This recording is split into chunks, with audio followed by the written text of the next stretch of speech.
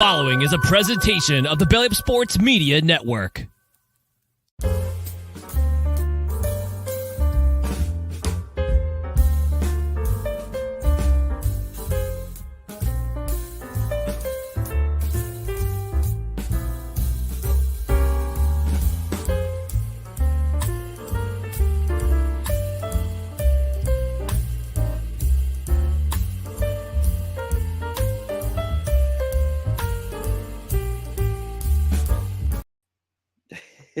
There we go. Much better than last week. Oh, yeah. Welcome, everyone, to the Saturday brunch edition of No Credentials Required, where you don't need a press pass to talk sports. We're presented by the Belly Up Sports Media Network. My name is Ryan McCarthy. I'm the host of the show, and to my right, one of the hosts of the show. To my right is a man who, if you're on the podcast side, is wearing a very festive shirt today. Dustin Henry. Dustin, how are we doing today? I'm doing all right. I got a graduation party later today, so I got to show out. You know, my man Kirby. This is a Kirby shirt for the podcast listeners. Ooh. It's different colored Kirby's. It's all, you know, some of the commonly known people from the game. I don't think King DDD is on this shirt, but I'm doing well. I'm getting ready this weekend. You know, I'm feeling good this morning. Melvin's BO still lingers, but other than that, he's like mostly out of the house, but his BO is still there. But you know, I'm good to go. How are you, sir? You must be a tired man today. Yeah, I'm a tired guy today, but that's okay. I press on. I rolled into town about 1 o'clock this morning from ArenaBowl 33 at American Dream, the American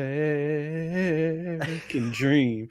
We're gonna talk about that first. But before we do that, we just want to let the folks know about our social media channels, which are right down here below: Twitter, Instagram, and TikTok. Scarcely use TikTok. It's at NoCredsREQ. Facebook.com/NoCredsREQ. YouTube.com/@NoCredsREQ. If you're watching on replay on Rumble, we welcome you as well. But we also welcome you to please like, comment, share, and subscribe to all of our social media channels right down here on the video side. On the audio side, you can subscribe to the podcast on whichever podcast platform you prefer, including Apple Podcasts, Spotify, Spreaker, Good Pods, iHeart, TuneIn, Pandora, wherever you podcast. Rate and review. 5-star rating would be awesome. And if you're so inclined to be on a podcast platform where you can review the podcast, we might even read it on the air. And because we're a live show, we're live most Tuesdays at 8:05, although this will have a brief announcement about this week's show, and Saturday mornings at 10 a.m. Eastern, although we had to move it to 10:30 this morning because I woke up late, and I also didn't watch Hard Knocks until this morning. But I was in the same boat. Yeah, all right. Thank you. But again, folks, we want you to engage the show. We want you to leave your comments. And I know that this noise chased Uncle Melvin away for the most part last week, but since I've got a little bit of the tireds, I need a little boost myself this morning. So I'm going to play that magical sound.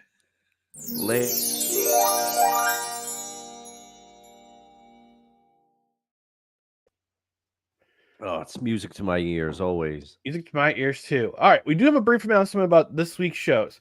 So, let's start off with the weekday show, which will be on Wednesday at 8:05 Eastern. We're going to bring in Colin Taylor. He's our special guest.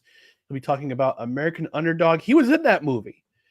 And next Saturday at 10 a.m. Eastern, our boys Jeff Levac and Tom Goskaslawski, they return to the show on next Saturday morning's brunch, 10 a.m. Eastern. I got to make sure I pay them their appearance fee of 69 cents each before they show up. Otherwise, they won't come on the show. So, but there you go. So there you go. That's your week this week. We're going to broadcast Wednesday because Colin couldn't do Tuesdays. He's got a class with his wife. Well, I have to say congratulations to them. They're expecting their first child sometime in, I believe, October or November. I have to verify, I have to remind myself which month it is when we ask them on Tuesday. So I actually gonna have him indulge me on how to train for the 40-yard dash, because that talk about run the 40-yard dash on Tuesday got me thinking. I know Colin does athletic training. He works with high school athletes primarily. I think some college athletes too.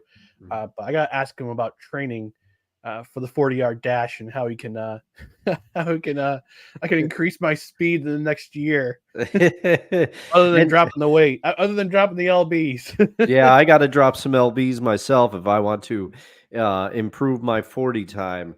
But shameless plug for our show within our show. If you have not watched and or listened to Tuesday's show yet, please do. It was a good one. We had Wise El Jefe was on, and we talked about the program, and one of my favorite clips, which you cut out in the history of the in my time on the show, occurred during the show. Let's just say Wise had a nice line about the importance of a player to the defense.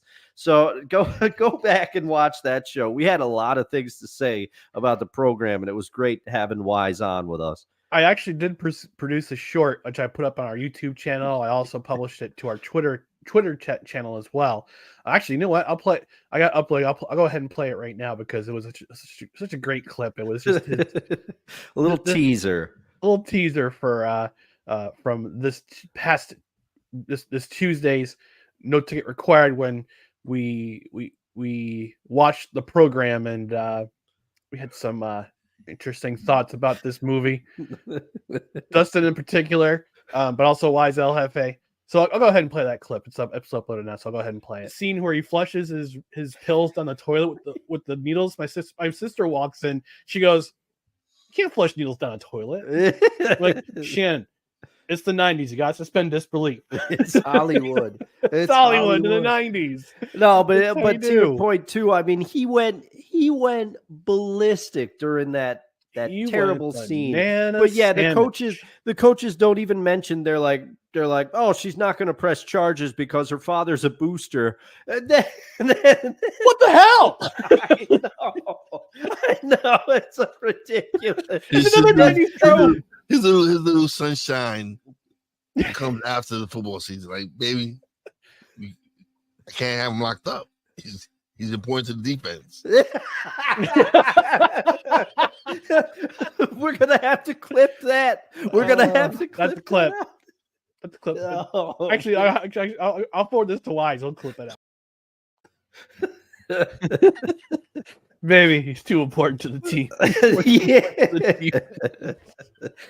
Oh goodness. Oh man. So be sure and join us for this Wednesday show. As Wednesday Ryan just show. announced, Wednesday. I'm really looking forward to the movie and the guest. It's going to be awesome. Yeah, Colin's a good dude. We had him on we interviewed him a couple of years ago in the first reboot of the show. Myself and my former co-host Corey. We knew him since his Empire days, and after the Arena Football League, this past iteration ended unceremoniously. We decided, you know what? It's 2020. Let's have him back on. Let's see what he's doing. And he talked about the movie Safety, but this time around he's going to talk about not only the stuff in front of the camera, but the stuff behind the camera. Very exciting for American Bulldog. So I'm excited about that. He's going to spend about 15-20 minutes with us before we fully review the movie, and it's gonna be a good time. It's gonna be a good time. You know, Colin's a great guy, and I can't wait to have him back on. He's excited. He's excited too, which is very happy. Which makes me happy. Yeah. Oh yeah. And speaking of arena football, yes. Why don't you regale us with tales from the Arena Bowl? Yeah. Let's talk about the Arena Bowl at the American Dream. Actually, we're gonna get copyright strike for that accurate rendition. No, we're not. I hope not. I know. I hope not. Yeah. So Arena Bowl 33 took place at the Ball. No, Robin Sparkles was not there to perform the halftime show, which made me disappointed. They also didn't have hologram Dusty Rhodes performing either in the ring, but it's funny. Outside the rink, there's a hologram booth where you get your picture taken with select members of the New Jersey Hall of Fame. Yes, there is a New Jersey Hall of Fame and I want to go to it. All right. NCR trip. NCR trip. We're gonna take 2 trips. We're gonna go to the New Jersey Hall of Fame at American Dream, and we're going to the Yogi Bear Museum in Little Falls. They're right. Okay. Actually, they're right nearby each other, which is oddly hysterical enough. Yeah, that's pretty funny. Yeah. So let's talk about this game. Albany Firebirds unfortunately fall to the Billings Outlaws 46-41 at American Dream, the rink at American Dream in East Rutherford, New Jersey. And feel free to interject, Dustin. I don't know if you watched the game or not. It was on CBS Sports Network at 5:30 in the afternoon on a Friday. Oh, Which is an odd time to start a game. But yeah, that would explain it, because I was like, why didn't I?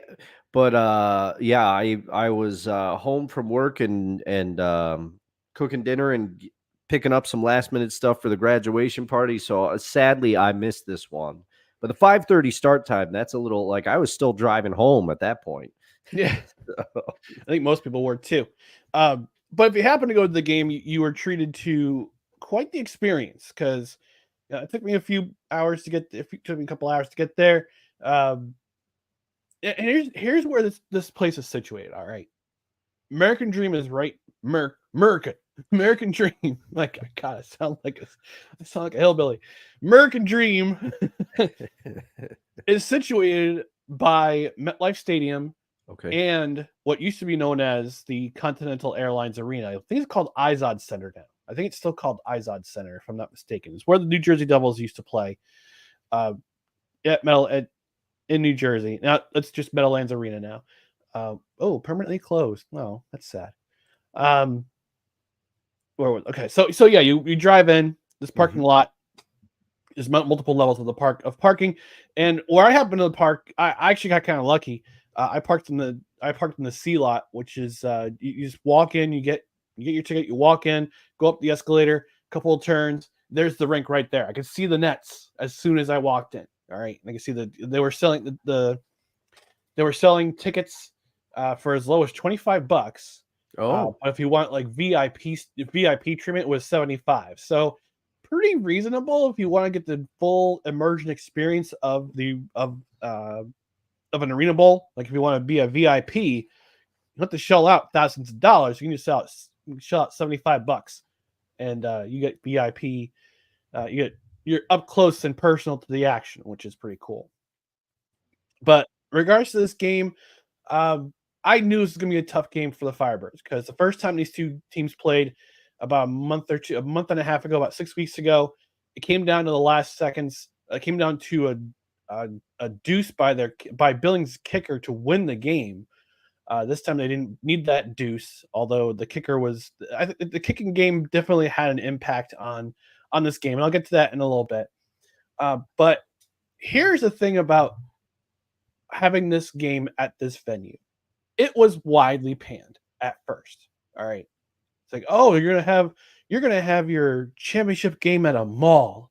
It's gonna be in a mall. Why are you having your championship game in a mall? I thought this was a pretty brilliant move. I kind of had that thought in the back of my mind too.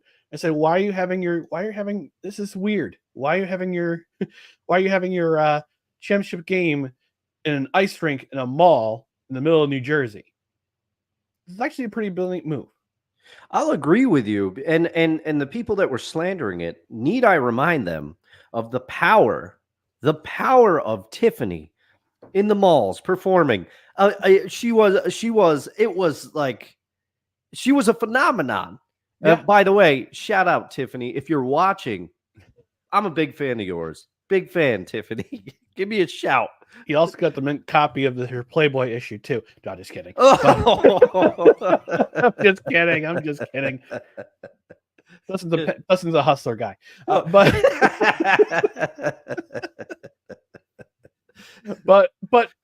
it was a great move, because you have to pay to get a seat in the bleachers, but you see families, all right, young families. You see just people in the mall passing by, going, "What is going on here?"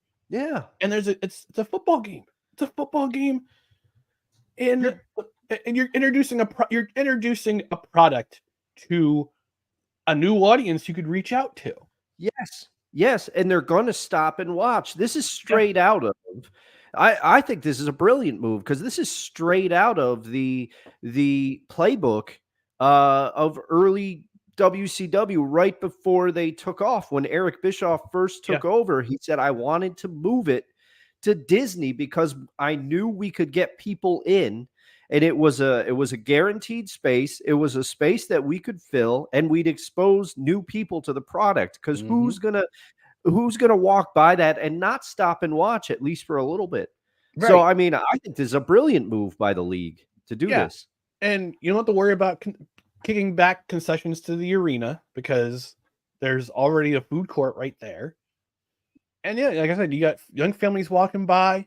You got people who are just kind of curious and who are just there and you're just watching it. And I saw multiple people stick around for more than one quarter, because the boards, they had the boards up for the they had the players in basically the hockey bench area, so you could see what the players are doing, just kind of see how they're talking to each other. You see the coach strategizing, and it was just a very unique atmosphere. And yeah, it's, although I will say this too, it kind of looked like they were playing in a dome because the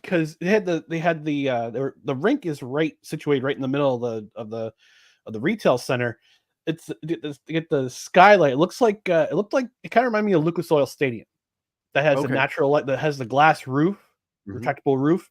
The natural light was coming in. It was pretty fun. It was pretty cool to see, at least at the beginning of the game. I don't know if any of the players had their vision affected by the sunlight or not, but you know, it was pretty cool to see.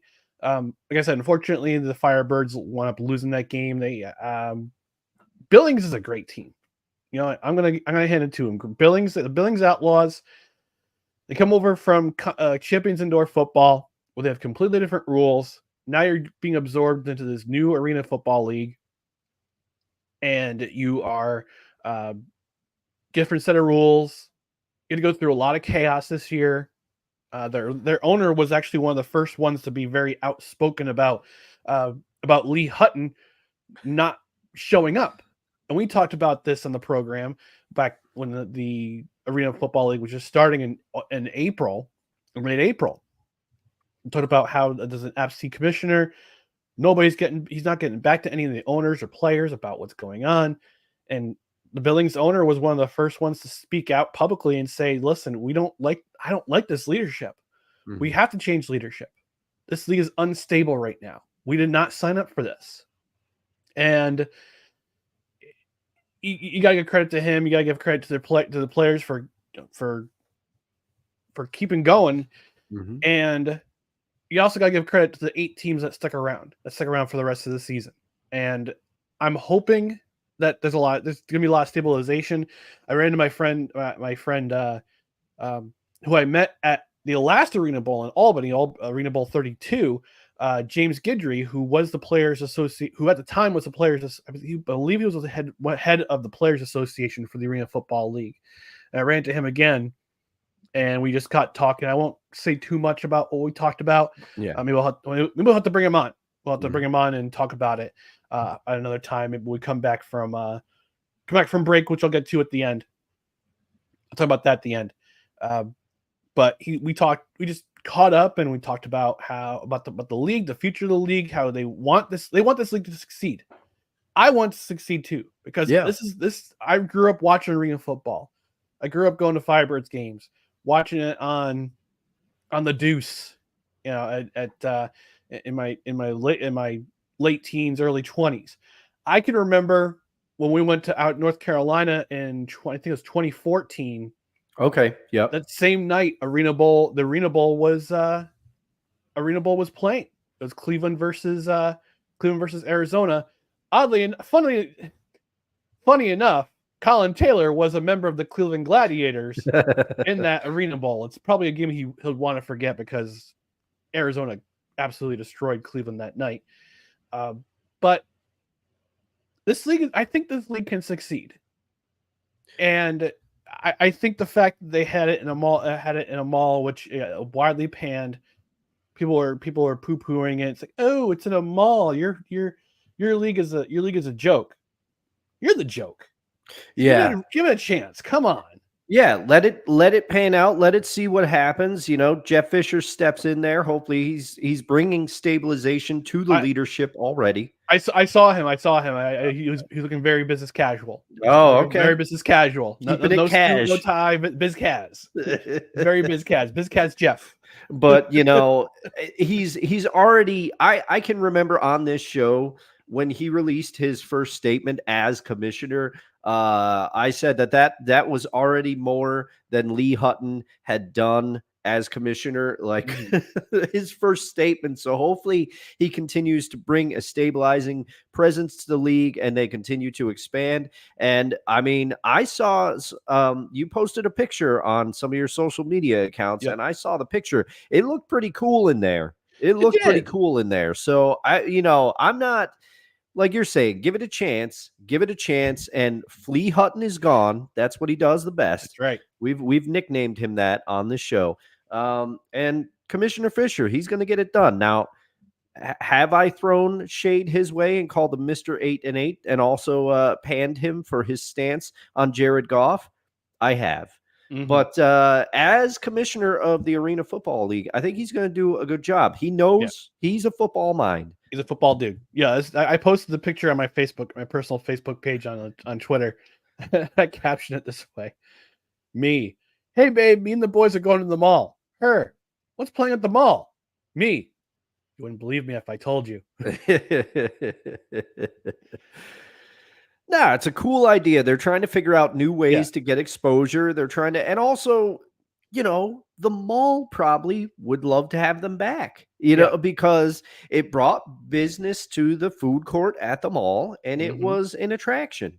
I mean, look, you drove down there. There are people that drove to come see this game for sure. There are people who flew out from Billings. I got hardcore. Look, shout out to the Billings Outlaws fans for paying hardcore money and paying a lot of money on a very short notice of time, flew out to New Jersey, paid a good amount of money to stay at a hotel nearby. Yep. And then showed up to the game to watch their guys win. I got to give them full props for that. Yeah. Yeah. I mean, as my grandma Henry, rest in peace to her, she grew up in Montana. Montana does not mess around. No. And I'm just going to do a quick real-time research on research check on Billings to Newark, how much a ticket would cost. Oh man. Yeah, even if you're flying Spirit, it's probably not cheap, Well, you're probably going to get a fight on Spirit too. So let's do a 1 week journey from Billings, Logan, International. Okay. Oh, they probably fly to Canada too. So from Billings, Logan, International Airport in Billings to Newark, New Jersey. This is via Kayak. Kayak doesn't sponsor us, but we'll take your money. Because I got some ideas. And I mean, with that said, Spirit, I mean, you're probably the mega bus of airlines, but if you would like to sponsor us, we'll take it. Come on, bring the Spirit. The mega bus of airlines. But not as many fights and probably better Wi-Fi too. Yeah. Oh man, mega bus. Wow. Never again. No matching results were found. So they probably flew from Billings to Denver to Newark. I bet you. Yeah, there had to be a layover somewhere. Yeah.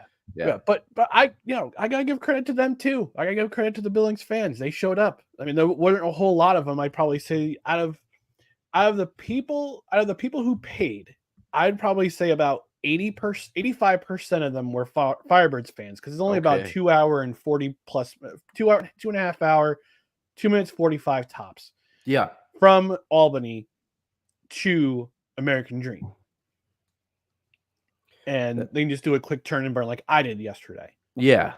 Yeah, I was a bit surprised when you're like, "Hey, the show's on." I was like, "All right, man, I'll be Yeah. good to go." I debated in my head whether or not I wanted to stay overnight, but I'm like, you know what? We're on the road to 200 episodes. Yeah, This is 196 if you're listening on the podcast side. I'm dedicated. I'm dedicated, man. I can't help it. I can't help it. you are. This podcast, it is important to us. We do it for you. We love doing it. Yeah. And I will say this. I do have one nitpicking criticism about the league. Okay. So on Monday, I sent an email to the league asking them for media credentials. Didn't hear back. I'm like, all right, I figured, things are busy. Tuesday, send them a reply. Hey, can I get an update on how to submit for media credentials? Heard nothing. Wednesday, send another reply. At that time, there was a report that came out that the game was going to be either going to be moved to another venue at another date because the CEO of the league had not paid $110,000 in credit card bills that he charged to someone else in the league, and he was being kicked out. Wow. But my sources, yes, that's right. No credentials required has a source. My source on the matter said that a lot of this wasn't true, and they're going to find a way. The CEO is still in place. The game and multiple teams and owners said, yeah, the game is on. And the Billings Outlaws team, they were already in New Jersey at that point. Yeah. You're not going to tell them 3 days before the game, guys, we can't pay the bill to have this game. We gotta send you back. We gotta postpone the game for another week while we try to find another venue. No, this game was going to happen. Yeah, you can't do that. Yeah. So I imagine they were trying to put out fires. They got back to me Wednesday night. They said, yeah, we're gonna. The person who emailed me says I forward this to my manager, to my supervisor. We're gonna try to get you in. And I sent a reply saying, okay, great. Thank you for getting back to me. I understand what's going on. Please notify me verbally. Just notify me in this reply to this email when I've gotten the credentials. Okay, we'll see. Okay, we'll let you know. Heard nothing. So I'm checking my email throughout the morning on Friday. No replies. Finally, before I left, I just sent an email. I said, listen, I'm leaving for the game right now. Please let me know via email or text me if I have, or text me to let me know my credential is sealed. My credential has been obtained, and let me know where I can pick it up. I got an email while I was on the road saying, we're looking into this. We'll let you know. Never heard back. Okay. All right. Now I will ask one specific question. Does the ArenaBowl or does the Arena Football League use CrowdStrike as their antivirus solution? Because if so, lots of problems.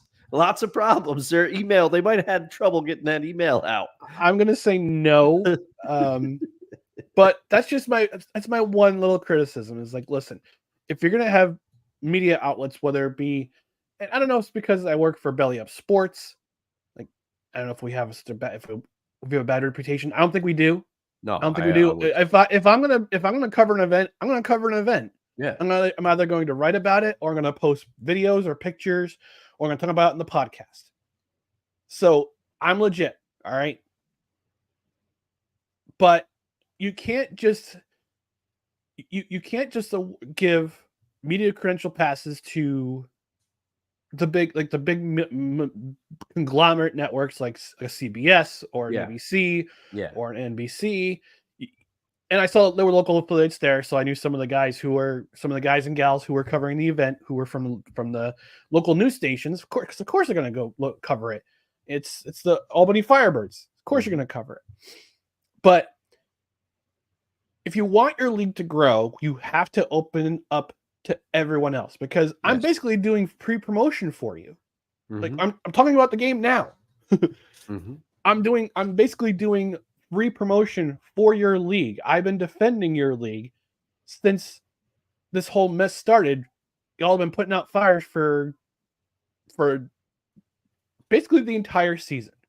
And now you have the chance to stabilize. Let new media in. Yeah. Please. Yeah, because we have the opportunity to give it coverage that you're probably not going to get, no shots at anybody, but the bigger networks have a lot of different things to cover, a lot of different things to go over. Yep. You can get highly specialized coverage from an outlet like ours, and also from a person such as yourself who's been a long-term fan of all incarnations of arena football. You know more about the CFL than anybody I know, but you're trying to convert you to be a fan. I actually have a story about that. But continue. But you're going to be able to cover it in an in-depth way that not a lot of people are going to be able to do. And like you said, for growth, it would be a great opportunity. And that's to bring it into a realm that I know well. Of the big three companies, Microsoft, PlayStation, and Nintendo was the last to come around when streaming video games became a thing. Mm-hmm. They would strike anybody who was streaming their games. They would send them a cease and desist. They'd take them down. Nope. And people are saying, this is getting people to play your games. This is getting they did not understand at first. They did not get that growth mentality. Whereas Microsoft and Sony, they were like, yeah, stream our stuff all you want. Because they realize it's going to bring new audiences in, and it's going to get people. I understand not a lot of people like to watch people stream video games. I have a few channels that I follow, but even I don't jump right into it. But you'd be a fool not to realize that enough people do this to where you can bring your creative products in front of an entire new audience. And exposure for a league like this one, which is in the position that it is in, they need all the exposure that they can get, and we're happy to give it to them. Yeah, and we talked about this throughout the year, Dustin. What is the one thing you do to grow your game? What is it? What is it? Lay it on me. You make it available to everyone. Yes. You make it available to everyone because they had the problems with the broadcast deal. NFL Network earlier in the year, everything. Make it available, like you're saying. So, some things for the Arena Football League to consider. We hope we have some people watching the show, and we hope that you take our comments into considerations. Yeah, and do your best to get this guy press credentials for next Arena Bowl. Thank you. Well, I'm provide wherever it is. I don't care. I'll go. But yeah, I mean, with the Firebirds, I probably should have gone through our friend Jeff Levac. He's president of the club. I don't like bothering him, especially when he's got so much on his plate. And they made it easy this year. And so did the Albany Firewolves too. They say, all right, if you want media credentials, go to the website, fill out, give us your name, your email, your phone number, what outlet you're with, which games you're planning to cover. Mm-hmm. If we need to get you a season pass, we'll get you a season pass. So if they had done something like that, I would have been like, yeah, awesome. I get my media creds. I'll take my pictures. I know the guys appreciate when I send them pictures via Instagram or Twitter. Guys are really appreciative of that because that's how I build that's how I network. That's how I build relationships. Is taking photos, taking videos, and tagging them in photos or sending them via instant message. So yeah. My story. So I'm walking back and forth, just watching the game, and all of a sudden I see this guy with an Edmonton Elks hat, and I see his friend with an Edmonton Elks lanyard. I'm like, that's Edmonton Elks. That's CFL. Like, how are you guys Edmonton Eskimos Elkimos? Sorry, gotta say it right. Edmonton. How you guys Edmonton Elkimos fans? Like, well, we were Eskimos fans and they changed it up. I'm like, well, you never know if they bring into ownership, they might change it back to Eskimos. I mean, good on them. Like, are you from Canada? I'm like, no, I'm from upstate New York, but I follow the CFL. And it's like, oh, what fan are your team of? I'm like, I'm a Montreal Alouettes fan. It's like, oh, it's cool. So it's wild to see. It's wild to go to New Jersey. Yeah. For an arena football game and see guys wearing CFL gear in the crowd. It was surreal. And damn it, I love this game because of that reason. I love this. I love the game of football. I don't care. Look, people are going to watch whether it's 50 yards, 100 yards, or 110 yards. It don't matter. Mm-hmm. And I was listening to Rod Peterson yesterday. He talked about the subject of CFL expansion into the United States came up again because there was a former head coach and GM who said, yeah, the first thing I would do if I was commissioner, I would expand. I would put a 10th team in the United States somewhere. Okay, that's interesting. We've been the last few weeks. We've been going off down beaten paths the last couple of weeks. But you just asked that question, because the first thought for me would be Buffalo. Where would you put an expansion team for the CFL?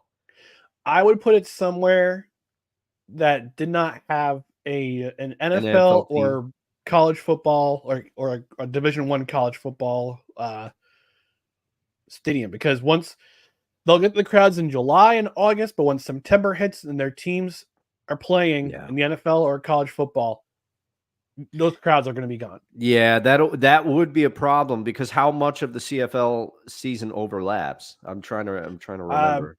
3 months: September, October, November, and the season ends in November. Yeah, that would be tough. I was only thinking Buffalo because of their proximity to Toronto, the travel, stuff like that. And obviously we know Buffalo is a football hungry town, but it's mostly for their Bills. Get the table.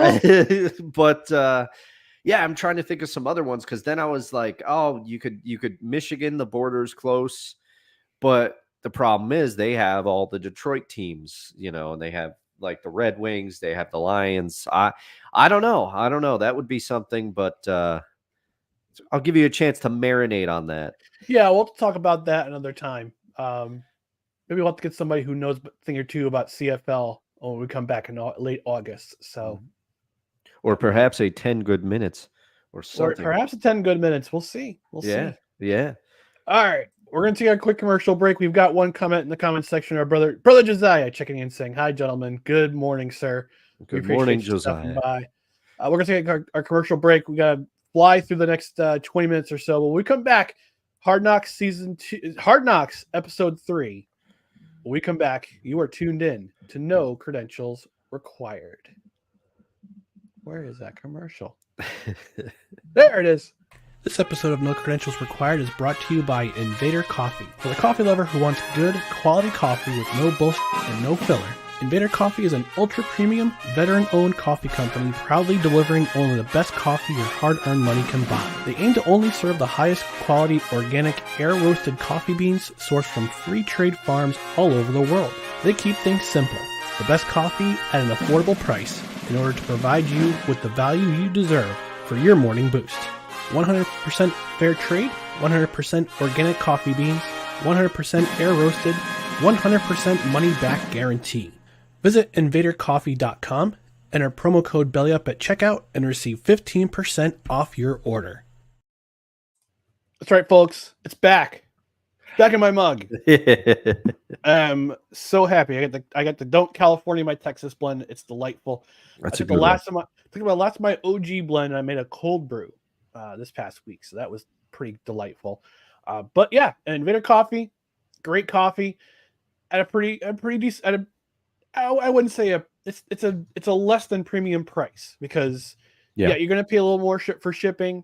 But here's the thing: it comes to your door in a matter of days. You get 15% off with promo code BELLYUP. This is a veteran-owned coffee company. If you love veterans and you love your country, you're gonna order some Invader Coffee. Links in the description on both Facebook and on YouTube. And I can't say enough about this coffee company. They're, like I said, veteran-owned coffee company. It's air roasted, so you get none of that bitterness when you check into your other coffee companies. I won't mention which big coffee company, but it rhymes with car ducks. Could this company also have been affected by the CrowdStrike outage? I believe so. They probably were. But if you want to support a company that's veteran owned, that makes excellent coffee, and probably was not affected by the CrowdStrike upload. Go to the link in the description. That's how you support the show. So you support the show by ordering coffee from our affiliate link. Use promo code BELLYUP at checkout. You save 15% off your order. And again, you're going to pay a little bit more for shipping, but it comes to your house in a matter of days. It's fresh at your door, whether you get whole bean or ground.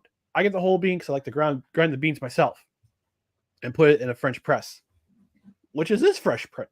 Ooh, yeah. This French press. I like it nice and fresh. So get your Invader coffee today. Again, go to the link in the description. Promo code BELLYUP, 15% off your order. Hard Knocks Offseason, episode 3. I watched it this morning.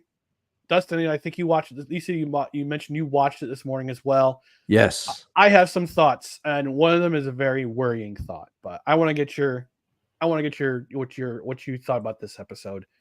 All right. So the first thing to say is that I know that both of us were kind of skeptical about this when we're like, do we want to tune in? Do we want to cover this? But let me just say, I did not think. I still prefer the preseason Hard Knocks. You get to see the team shape up through training camp. You get to see who makes the team. You get to watch, unfortunately, when people are cut, and it brings you the human side of this whole business that is football. So I still prefer that. And the in-season shows, I like that as well, but not as much. There's just something magical about the original format.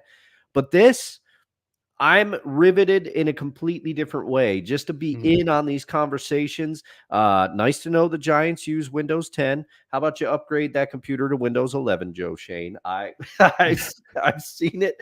I could tell Windows 10 or death. I could tell from the background. Wait, did he use CrowdStrike too? I don't think so. I'm not 100% sure though. I hope not. We know the 4-letter network does, but anyway, I am riveted by this just to be in on the conversations and to see the way this is like managing assets. To me, as someone who has an interest in the stock market, I have a Robinhood account, but I leave most of it to a professional. But I like to mess around. I like to read a little bit about what I like to get do. Those tendies. This is like managing assets and moving things around and the whole thing. And in this episode, firstly, you could tell, obviously we have the benefit of hindsight. We know what happens, but just in the tone of these episodes, you knew Saquon was not going to be a Giant. And then the scene where Mara is in the office, he's talking to his football team, his football personnel team, and he's going, I'm going to have a hard time sleeping if Saquon goes to Philadelphia. And we're like, well, you're not going to sleep well. But the Giants, they did. You see, he reaches out to his agent and he says, okay, just test the market, give us the offer, come back to us, give us a chance to match. And so his agent calls and then says, okay, this is what it is. And you see Joe Shane writing it down on his whiteboard there. And this is the knowledge that they go off of. And then later in the episode, he gets a text that says, Chicago is north of what I told you, and Philly is out. So you're just like, how much of a chess is this? And everything. And then there's pivoted scenes. There's a pivotal scene where the Giants, they talk about they wanted to bring Tyrod Taylor back. And then the Jets swoop in and they get Tyrod Taylor. And I think that was a good move for the Jets there. But there's also the whole exchange with John Runyon Jr. Yep. The Giants wanted John Runyon Jr. They thought they had a price locked in, but the Jets were also competing for John Runyon Jr. And who knows if other teams were in on that. They didn't get into that. But then you start wondering, okay, do the Jets get wind that the Giants are in on John Runyon and they're trying to like prevent the Giants from getting John Runyon? So they swoop in. You're like, how much of this is chess? and how much of this is an actual move. Mm-hmm. You know, it's a whole fascinating new dimension. And then there was the scene where they talk about bringing in Devin Singletary, and they're going through some of the options.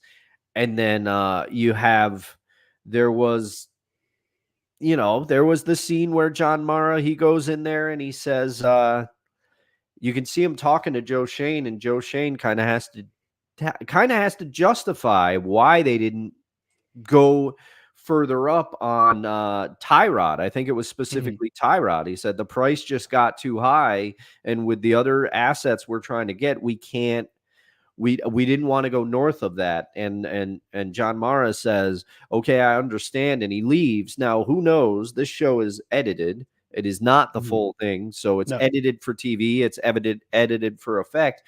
I'm sure there were other conversations, but what I took away from this, there's two things, and then I'll cede the floor to you, sir. John Mara, it seems like he trusts the people he hires to do the job, to do their football jobs, and he kind of he wants to know what's going on, and he gives his input probably, but he is a hands-off owner. He's going to let his football, the people that he's hired, he's going to let them perform. Whereas it got me thinking, I would love to see a Hard Knocks offseason featuring the Dallas Cowboys, because no. I knew where you were going, but I have a completely different take. I have a completely different team. Okay, all right. Why? All right. Carolina Panthers. I want to see how maniacally tyrannical David Tepper really is. Oh man. Well, yeah, because even in the Giants thing, there's that text where they're waiting. Joe Shane is waiting for Carolina's general manager. They're trying to put together the trade for Spider-Man. I want to call him Man Spider just to see how his reaction is. I was not Spider-Man. I was Man Spider. But and he's like, "Oh, I'm waiting on the owner," So yeah, that would be a good pick as well. That would be a good one. But I am fascinated by this show, and I will watch other seasons. It's nice to see the inner workings, edited though they may be. Yeah. Good couple thoughts on this. First off, Joe Shane calling Dan Morgan by his full birth name was hysterical. His full birth name is Daniel Thomas Morgan. Yeah. How we doing, pal? What we doing here? Demo.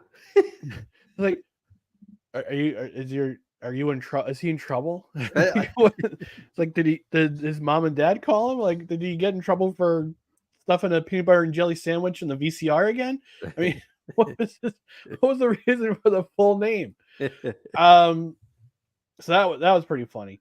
When Drew Lock was introduced, was signed to the team, this is towards the end of the show. Yeah. So when Drew Lock signs to the team, he's introducing himself to the fans in social media, and they're like, "So what do I say? Go Big Blue?" So yeah, you can say whatever you want. Go Big Blue, F the Eagles, whatever you want. I'm like, please let him stay F the Eagles. Yeah, that would have been awesome. Sorry, Jared, but I laughed pretty hard at that one. I did too. But yeah, I want to. I'm hoping a fan, who's like the black version of Danny DeVito comes to a game as Man Spider, and Brian Burns sees him in the crowd and gets a picture with him, because that would be everything. That would be everything. But I'm watching this episode and watching their dealings with Saquon in particular. Yeah, has me worried. It was a little bit. I think it's a little bit of foreshadowing for the Jets, because if Breece Hall has the season that I think he's going to have, which might be part of our NFL preview coming up in September. Mm-hmm. Got some hot takes coming through. Some hot takes in the oven. That's smoking in the oven. Oh man, or being salt cured right now, depending on your perspective. If Breece Hall has the season that I think he's going to have, the Jets are going to have a similar type of situation in 2 years when Breece Hall is asking for a contract extension, because the Giants wouldn't extend Saquon after his fifth year option. So they signed him to a franchise tender. And they said, no, we're not going to. Then Joe Shane tells them, no, we're not going to do that again. We're not going to franchise you again, because it was just too much for both sides. Because I hated doing it, and I'm sure that you hated it too, because you didn't get the money that you want. So they said, we're going to let you test the market.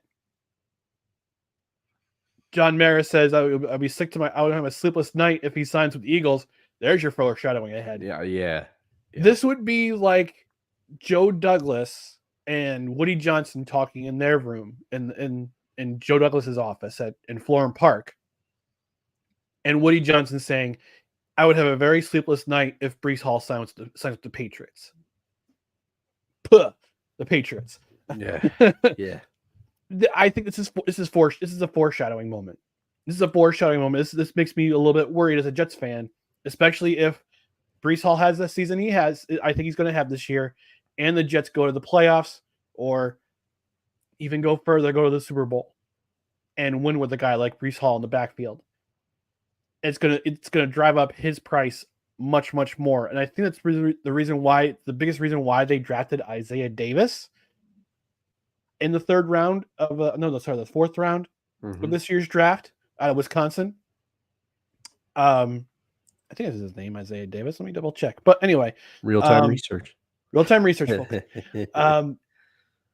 I think they drafted him as a sort of buffer in case they want to have Breece Hall. Braylon Allen. Isaiah Davis was drafted in the 6th round. So it's Braylon Allen from Wisconsin. Mm-hmm. Sorry. He's a lot like Breece Hall. And I think he can catch out of the backfield. He's got game-breaking speed. Unless they decide to trade him for an asset like dare I say it, Devontae Adams. Yeah. And Breece Hall's rookie deal is up in a short while, and he signs an extension and they exercise his 5th year option, but he gets a franchise tag. I just worry that this is going to happen. History's going to repeat itself with a different team, and that team is my New York Jets. That situation has me very, very concerned.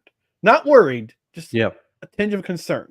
Yeah, no, I understand it. And you start thinking about things like this. I mean, Breece Hall, obviously, in my mind as well, I'm not as educated on him as you, and I haven't watched as many Jet games as you have. But I think he's a star. He's a bona fide star.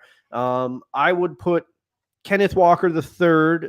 I would put him below Breece Hall, but I also think that he is a other level running back. And the problem is we cannot forecast 2 years into the future because the position of running back has already been devalued in the NFL. Running backs are not getting the big money deals, Saquon notwithstanding, but the money that he got, although it's a lot of money, it is not like the early 2000s era or the 90s or anything like that. People are not using high draft picks on running backs anymore. Mm-hmm. So who knows how much further the value of the running back position will be depreciated.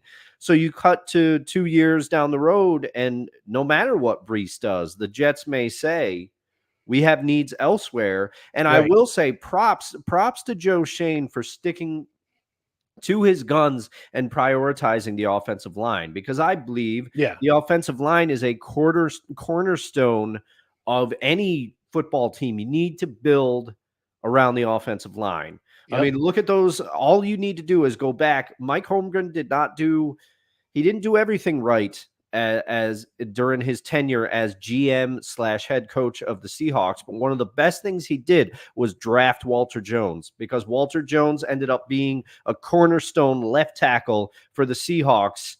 And when they built around that offensive line is a big reason Sean Alexander was able to put up the numbers he did in the era that he did. So the offensive line, props to Joe Shane for sticking to his guns on that one, because you could tell, other people were kind of saying, well, we have needs here too. But there's that scene where he and Dable are in the office and they both end up, okay, what's the top need for this team? offensive line. And then there's a scene later where they acquire Burns. They go through the trade.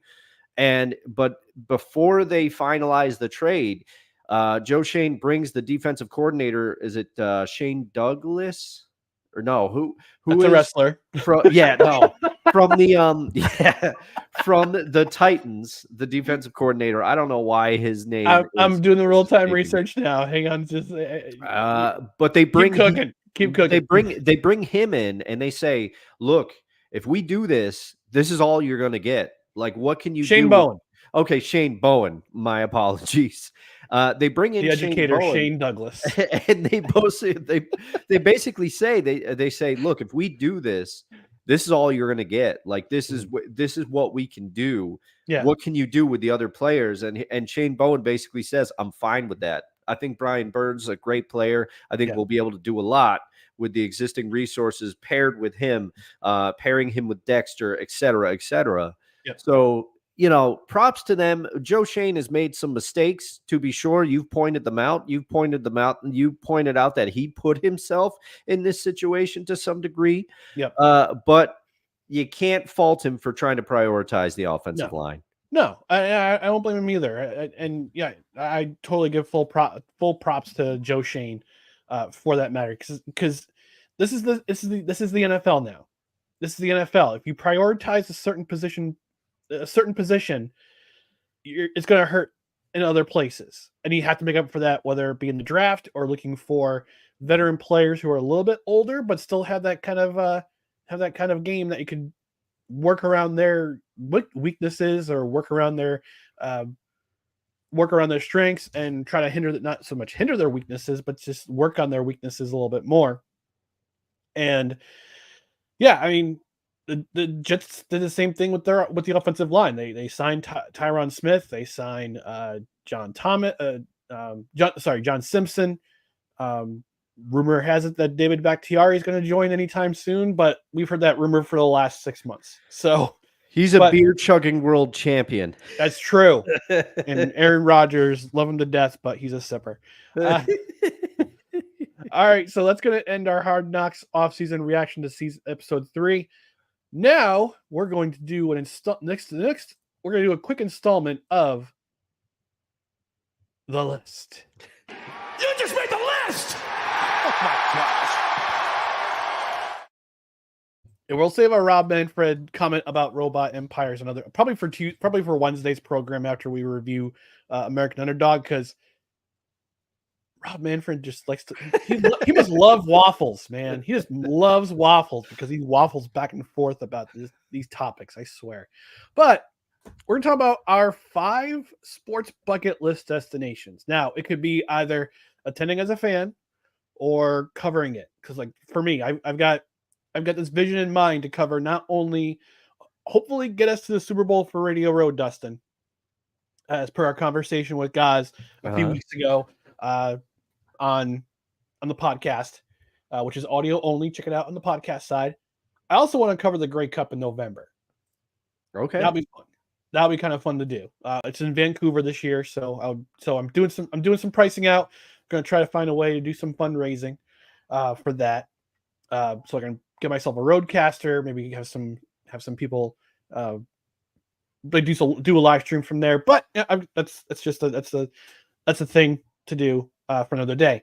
But our 5 bucket list destinations, I have no particular order. It's not ranking from 5 to 1 or 1 to 5. But Dustin, I want to start with your first bucket list destination in terms of sporting events. Okay. I will do a quick precursor to say that I thought about this list, and two of my answers surprised even me, but here we are. So the first one, and I did kind of rank them in my head in order, but the first one I'm checking in is I got to get out. I got to get out to Seattle, and I got to see a Seahawks game live, specifically from the Hawks Nest. But I will say, the experience of the NFL football broadcast on TV, I prefer it over the live game. Now, I've only been to the one live game that I went to with you. It was Seahawks v Jets. We had great seats. Special shout out to Eli Storch for that one. Thanks, Eli. But Hopefully he'll give us tickets for this year's game too. Yeah. But I just feel like I got to see a home game. I've got to see a game in the stadium to truly get the atmosphere and truly see, okay, do I really prefer the broadcast to the live game? But my initial answer, as disappointing as it is to say, is probably yes. But the first destination, I've got to get to Seattle. I've got to see a live Seahawks game. Okay. My first pick of the sports bucket list destination, WrestleMania. Oh, okay. Yeah, WrestleMania. It was in Philly this past year. It's going to be in Vegas next year at Allegiant Stadium. In 2026, it's going to be in Indianapolis. If I remember correctly, Triple H announced that. Paul Levesque. I got referred to his government name, as Cole Johnson would say, his government name. They're going to have SummerSlam, WrestleMania, and the Royal Rumble at Lucas Oil Stadium in Indianapolis in 2026. Where Survivor Series is, I don't know where in 2026. They haven't announced that yet. I suspect it's probably going to be in Indianapolis too. Mm-hmm. But it would be an interesting thing to see because yes, this is a sports bucket list destination. Wrestling is now in the mainstream. ESPN covers it. ESPN covers WWE. They cover AEW. They cover, in a sense, TNA. Say his name and he'll appear. I believe in Joe Hendry. It's interesting. And here's a hot take. I think Joe Hendry. I don't know if do you know who Joe Hendry is? Only in passing. Only in the memes. Okay. Yeah. Only in the memosphere. So he's arguably the top guy in TNA right now, total nonstop action wrestling. His meme of say his name and he appears, and he has like the catchiest entrance music. It's hysterical. But I think he's been on NXT the last couple weeks. Mm-hmm. He'll be at I think he'll be at WrestleMania, not in the main event, but he'll be part of it in 2026. He could perhaps be on like night one because it's a 2-night event for the rest of time. It is. Now. It's not. He'll never come back. Yeah, and that's part of the appeal is that now it's a 2-night event. They had to do it with because of 2020 because of Uncle Melvin. Yeah, but they split it off into a 2-night event, and I think that was a brilliant move by WWE. Because it gets more eyes on the product. It's also on Peacock now, so you don't have to buy it on your cable. I mean, you can if you still want to. That's at your own peril. But it's available on Peacock to everyone now as a paid subscriber. So, brilliant move. I would just want to see the spectacle live and in person. Again, whether I'm covering it or just being there as a fan, it would just be a fun experience to see. Yeah, and it's soon to be on. I think Raw is going to be on Netflix. Raw is going to be on Netflix starting January 1st. Yep. Yeah, I don't know what that means for their premium live events. So premium live events are still Peacock. They're still Peacock. Yep. Okay, I gotcha. Yeah, I gotcha. That's a good pick. Thank you. My second pick of the sports bucket destinations draft, if you want to call it that, the Rugby World Cup. Oh, all right. In 2029, no, it's what happened last year. So it'll be 2032, excuse me. The Rugby World Cup will be hosted by your United States of America. Ooh. And I'm looking forward to that. I'm a rugby fan. Rugby's huge in places like New Zealand, England, Australia. Yeah. South Africa, Ireland. Ireland's number 2 in the world. But United States is hosting in 2031 the Rugby World Cup. So I'm looking forward to that. So I don't travel that far. Let me just double check it. Yeah, double check. 24 nations. Wow. Going to be coming into. They've got multiple destinations. And they haven't announced where the tournament final is going to be, but it's going to take place from.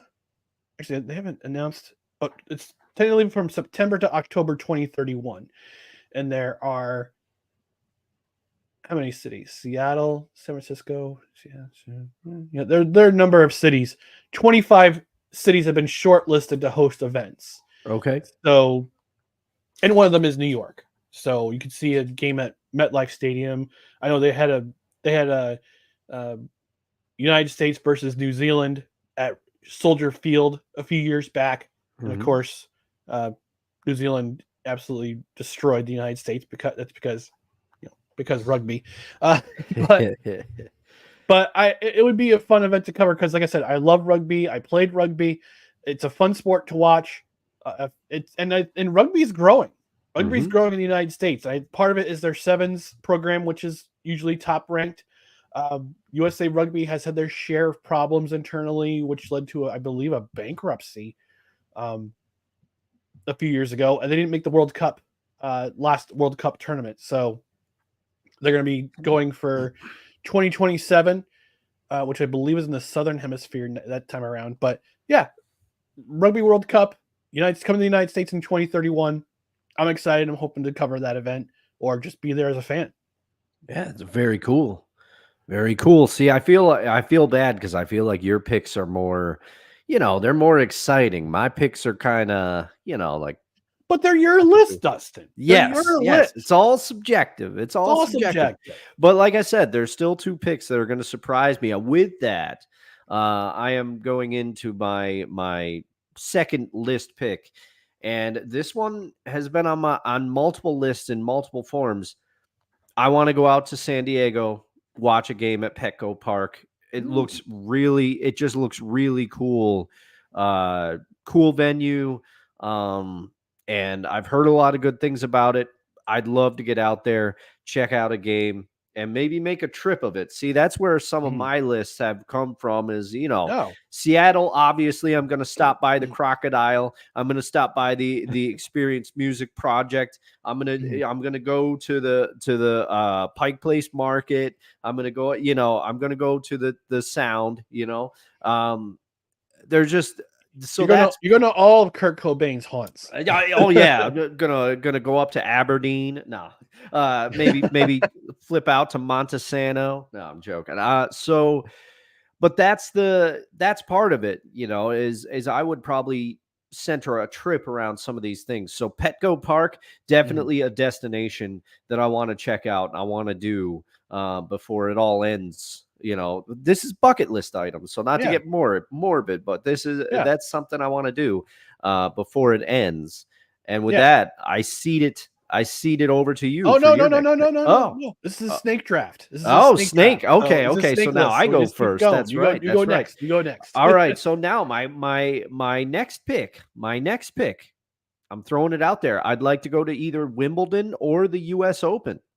US Open, I found myself enraptured by the final. I was watching actually it was a semifinal. I was watching when I was down with Uncle Melvin, one of the things I was watching was the men's semifinal, and I was like, you know what, this might be cool to see something like this live. I'm not the biggest tennis fan, but to see something like that live, I think would be pretty cool. So I'd like to either go to the US Open or Wimbledon as one of my other picks. And if I went over to Wimbledon, I would definitely make a trip out of that. Got to make sure the passport's up to date for that one.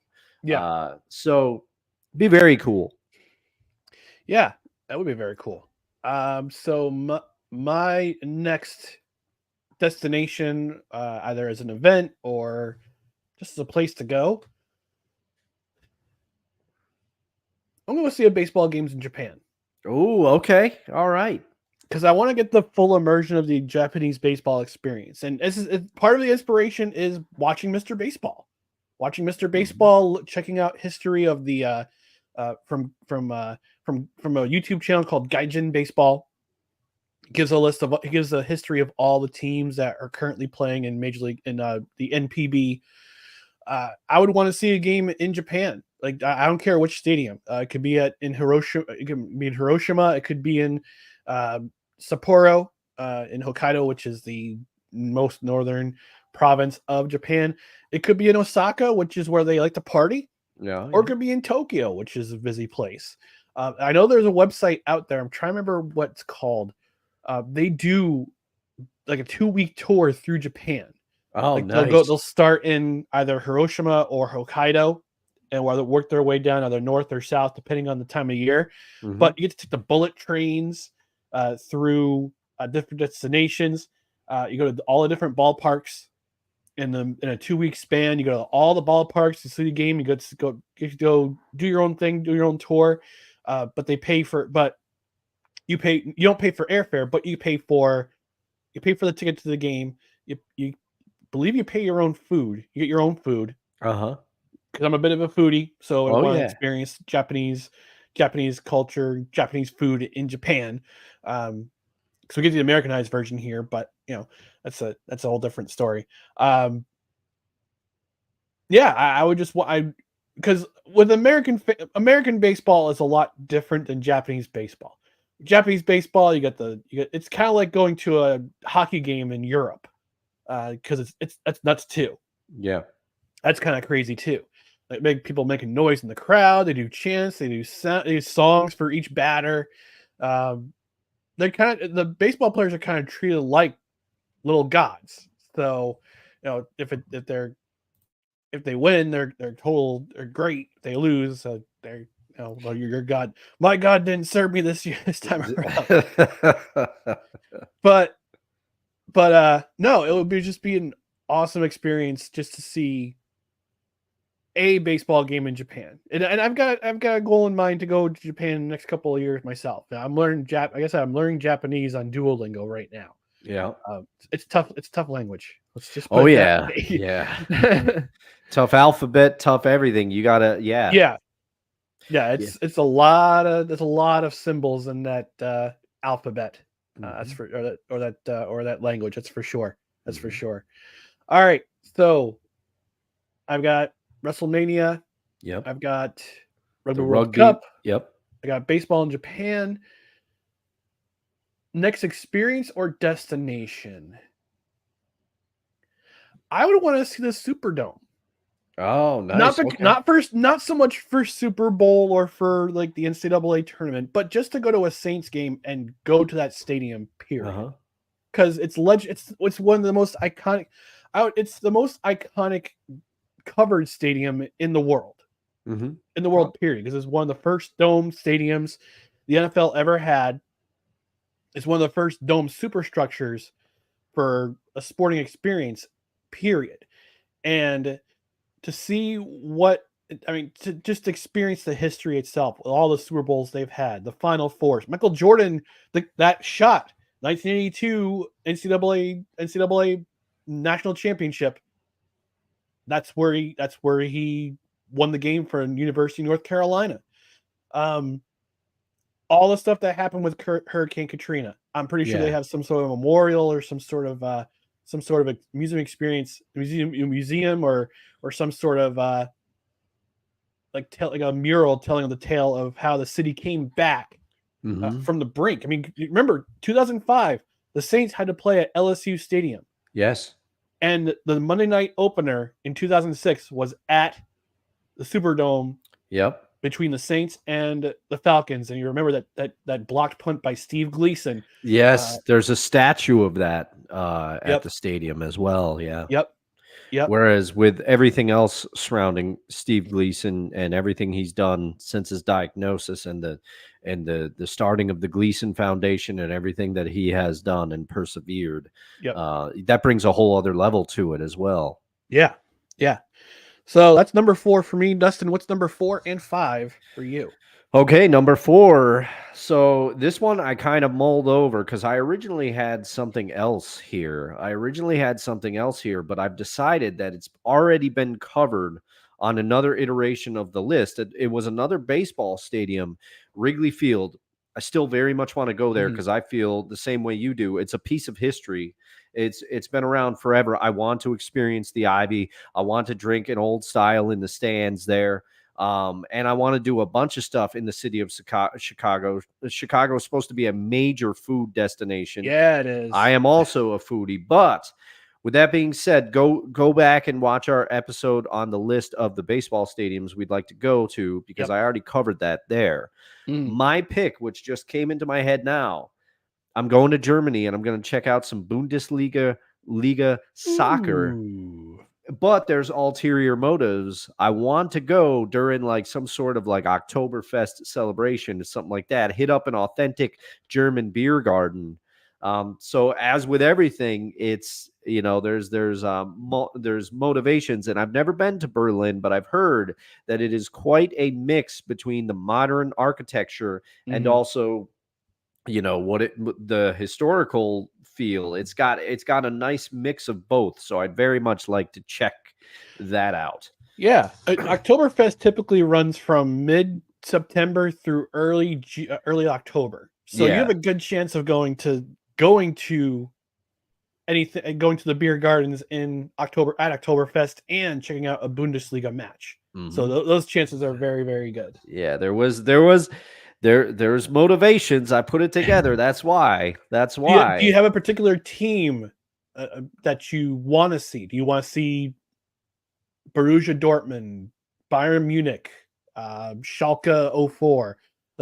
Or are you a fan of a certain team that you want to see? I am not a fan of any. I don't have allegiance to a European soccer team. If I had to pick one, I would probably pick one from, you know, I have a lot of Scottish in my family, so I would probably go that route. But of the names you gave me, I would probably want to see the Munich team. Okay, Bayern Munich. I think. Okay. Yeah. So for Scotland, this might be an addition, like maybe a B list for a bucket destination, but there's the Scottish derby between Rangers and Celtic that always happens, and they literally have to separate, like put a fenced wall between the teams, because it's basically the Catholics versus the Protestants, and you don't want to get caught up in that mix. You don't want to be caught wearing a Celtic jersey in a Rangers stadium or a Rangers jersey in a Celtic stadium. So and those are the two big teams, the Scottish Premier League. So if you go to Scotland, if you want to check out that, just make sure you're you have protection. Got my bases covered there. You got your bases covered, and you have like a big heavy with you.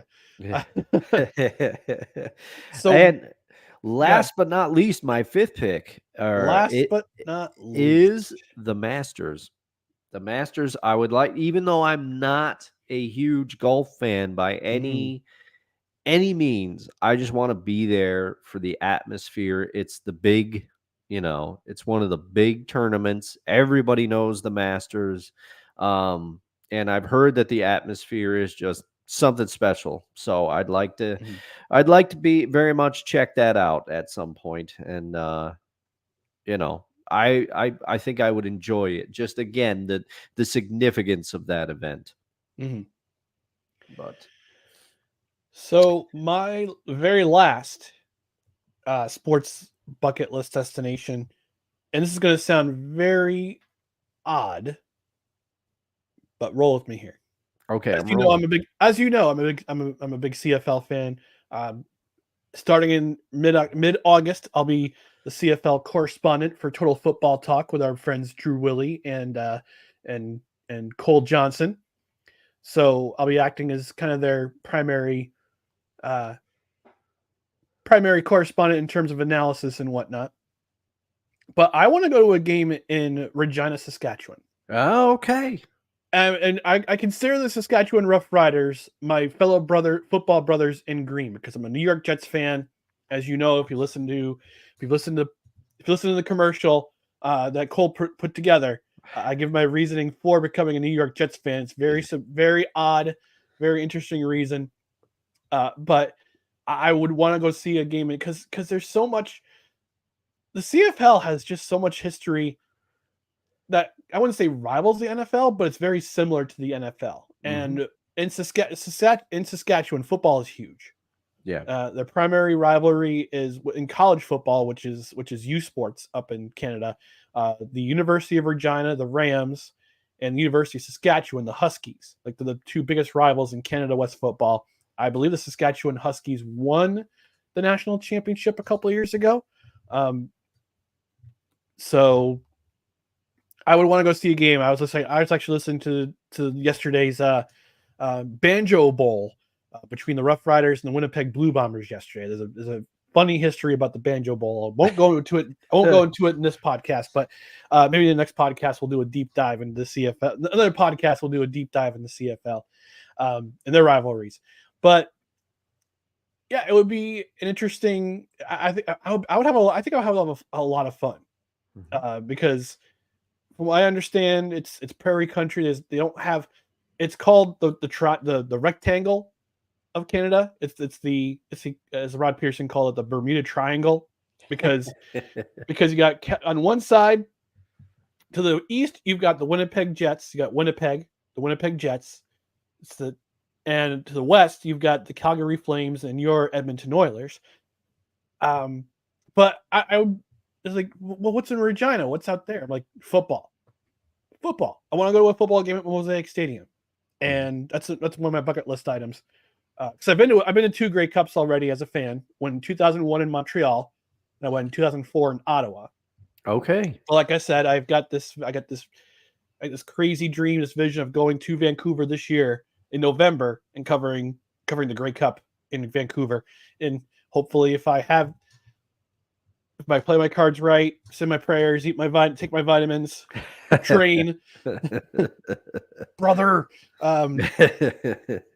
I'll get there, and hopefully I'll be able to go on Total Football Talk the next day from my hotel room in Vancouver and give my perspective of what happened covering the Grey Cup. Oh man, that'd be awesome. But in the meantime, one of my bucket list items is Regina, Saskatchewan, because of the Rough Riders history, they have such a star-crossed franchise, and their fans are so passionate, and they want their team to succeed every year, and they're doing pretty good right now. The Rough Riders are 5-1 currently, and things are changing up there. They're doing pretty well, but I would want to see a game up close and personal at Mosaic Stadium. Looks like a pretty cool stadium to go to a game to. I would want to go in like September, October before it gets too cold. I mean, yesterday they had a thunderstorm move through with hail, and that's before the game. And they said that the conditions down there were oppressive. So I wouldn't want to go in August or July, but I would go in September or October when the weather's a little bit cooler and a little bit more to my style, to my liking, for a football game. So yeah, that's this edition of the list. What are your 5 bucket list sports destinations? Leave them in the comments or leave them on social media. But that's been our installment of the list. You just made the list! Oh my gosh. We do have some comments before we get out of here. Sigtigi joining us from Norway, friend of the show, saying good morning, good afternoon, good evening, and good night. Got all his bases covered. Chris Jericho list is a classic. Oh, and if I keep pushing it, am I going to get it? He also believes in Joe Hendry. He also says, when it comes to rugby, you can't count out France, Italy, Wales, Scotland, Ireland, Fiji, Samoa, Tonga, Canada, Chile, Argentina, Japan, etc. Your authentic double take on Canada was fun. Honestly, I do love Canada. I like to bust their chops. He also says, speaking of New Orleans, have either of you ever checked out Mardi Gras? No. I have not. No, I haven't. No. I have not either. I remember Mardi Gras. I remember observing Mardi Gras in French class, although we didn't throw beads at our teacher. And oh, man. That would have been inappropriate. Yeah.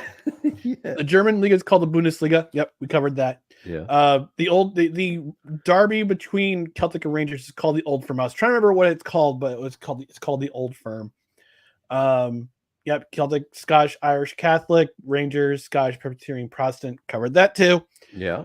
Their home stadiums are Celtic Park and Ibrox Stadium, respectively. Celtic Park, obviously, where Celtic plays. Ibrox Stadium, where Rangers play. And he asks, what part of Scotland, Dustin, is your family originally from?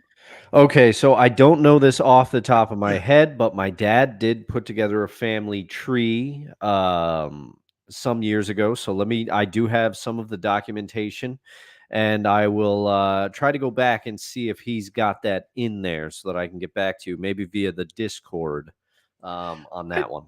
I thought with your last name, you'd be French. Henri. Yeah, maybe. Well, and the thing is, on my mother's side, I do have some French roots, I believe. On my mother's side, everything is, I got a bit of everything: French, German, English, American Indian. There's a bunch of stuff in there. But then So we can start a casino. Yeah, and then on my father's side, it's much easier. I kid. It's Irish and it's Scottish on my father's side. That's it. Mostly All right. Scottish. The Irish side comes from my grandma Henry, previously mentioned in this episode, because she grew up in Montana. Hey. All right. We're going to get out of here. Before we do that, just want a reminder of our socials: Twitter, Instagram, TikTok at NoCredsREQ, Facebook.com/NoCredsREQ, YouTube.com/NoCredsREQ. Like, share, subscribe, all that stuff. Tell a friend, tell an enemy. Telegram. Subscribe to the podcast wherever you find podcasts. Rate and review. 5 stars will be awesome. And if you can read it, review, we'll even read it on the air. Thanks again for joining us on this edition of No Credentials Required, where you don't need a press pass to talk sports. We are proudly presented by the Belly Up Sports Media Network. Sick Dicky says, have a great weekend. You too, Sick. Join us on Wednesday at 8:05 Eastern, not Tuesday, Wednesday, 8:05 Eastern. We'll be joined by Colin Taylor, who's going to talk about American Underdog before we review the movie and the very final installment of No Ticket Required. And again, next Saturday morning, Levac and Gaz are back on the show. We're talking about sports. We'll talk about the Firebirds. We'll talk about local sports. We'll figure it out. But in the meantime, go check us out on our socials. Past shows are on our YouTube channel, also on the podcast side. Go check them out, and we'll be back on Wednesday. So I hope you all have a great weekend, and we'll see you on Wednesday at 8:05 Eastern. Have a great weekend, everyone. Good morning, everybody. For 1 minute. For the next half second. For the next half minute.